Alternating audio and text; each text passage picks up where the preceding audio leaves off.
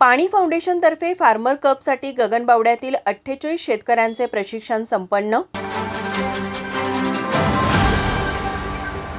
Smart शेती आणि गटशेतीच्या माध्यमातून प्रगतीचा मंत्र या उद्देशाने सिंधुदुर्ग जिल्ह्यातील झारप येथे पाणी फाउंडेशनच्या वतीने आयोजित फार्मर कप 2026च्या पूर्वतयारीसाठी गगनबावडा तालुक्यातील 48 शेतकऱ्यांनी या आयोजित निवासी प्रशिक्षण शिबिरात सहभाग घेतला.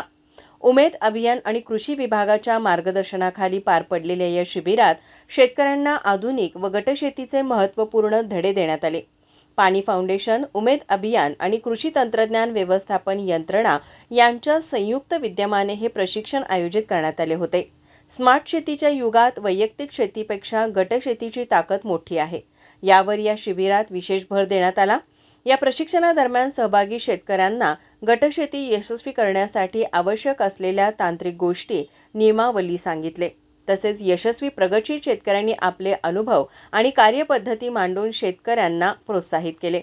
खरीप हंगामात होणाऱ्या फार्मर कपसाठी गावनिहाय निमंत्रकांची नियुक्ती करण्यात आली असून त्यांना निरंतर तांत्रिक मार्गदर्शन उपलब्ध करून दिले जाणार आहे.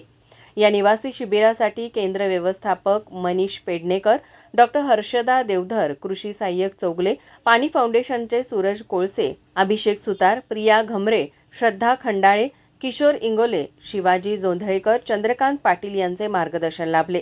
तसेच भगीरथ प्रतिष्ठान संस्थेच्या वतीने गगनबावडा तालुक्यातील शेतकऱ्यांसाठी सर्व आवश्यक सुविधा उपलब्ध करून देण्यात आल्या. माझा महाराष्ट्र न्यूजसाठी गगनबावडाहून महादेव कांबळे.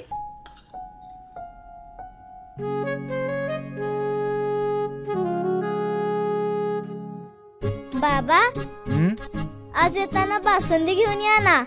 अगं, कालच आपण आईचा वाढदिवस होता म्हणून आणली होती ना. ऐकलं? गोकुळची बासुंदी पुन्हा खावीशी वाटतेय. खरं सांगू, मलाही खावीशी वाटतेय. पुन्हा पुन्हा खावीशी वाटणारी गोकुळ बासुंदी.